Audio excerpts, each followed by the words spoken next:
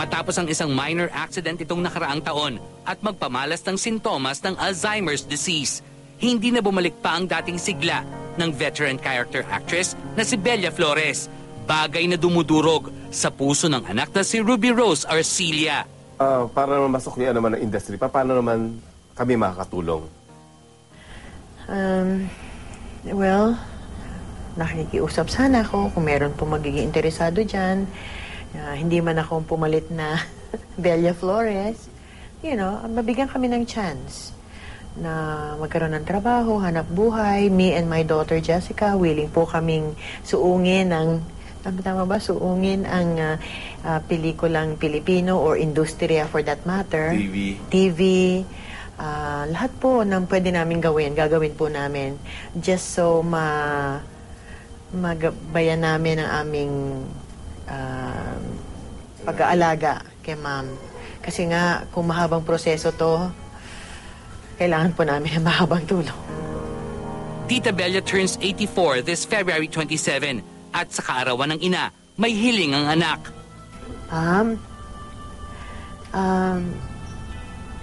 Alam niyo naman po, nandito ako palagi sa inyo. Gusto ko lang malaman mo na alagaan kita. Nandito ako sa iyo hanggang kailangan mo ako. Hindi ako magsasawa mag-alaga sa iyo. Kasi mahal na mahal kita. Malapit na ang birthday mo. Sana makarating ka pa sa birthday mo. At kung sakaling nandiyan ka pa sa birthday mo, mag-celebrate tayo. Lahat ng nagmamahal sa iyo, makikita ka. Lahat na nagmamahal sa iyo, makakausap ka. Kaya just hang in there. Kaya natin to. Alam ko, matibay ka. Malakas ang loob mo. Fighter ka. We will survive this, Mom. Nandito lang tayo. Andito ang Diyos para sa iyo. Araw-araw po ako nagdadasal. Tinatanong ko nga si God, God, sabi ko, Lord, bibigyan mo pa ba siya ng mahabang buhay? Sana kung bibigyan mo pa siya ng mahabang buhay, gawin mo naman komportable siya para ma-enjoy pa niya yung ginagawa niya. At kung hindi naman po, okay naman po, bibigay namin siya sa iyo ng buong puso. Ayoko na lang po siyang mahirapan. Yan po ang aking hinihiling pag nagdadasal ako. Di ba sa rest assured naman na sabi naman sa'yo, medyo mabagal pero dadating.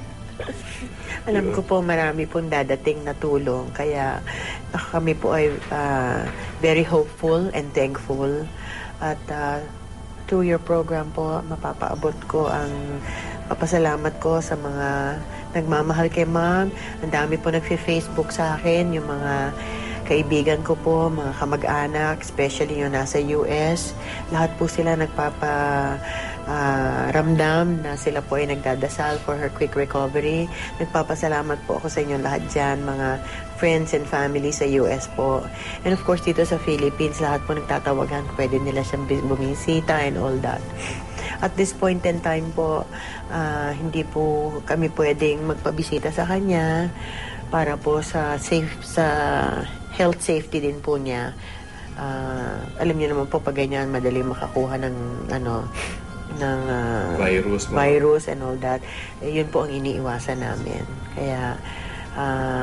Kaya nga po in the last few interviews na nagpapahingi ako pa ng umanhin at hindi po natin siya pwedeng makita. Medyo mabagal, but it will come. Thank you. Okay, thank you. Thank you so much. Yeah. Thank you, Butch. Sa iyong nalalapit na kaarawan, hangad namin ang pagbuti ng iyong kalusugan, ang maibsan ang mga iniinda mong sakit at ang pananatiling malinaw ng iyong isip upang mabalikan mo sa iyong gunita ang masasayang alaala ng iyong buhay bilang ang mahal naming si Bella Flores.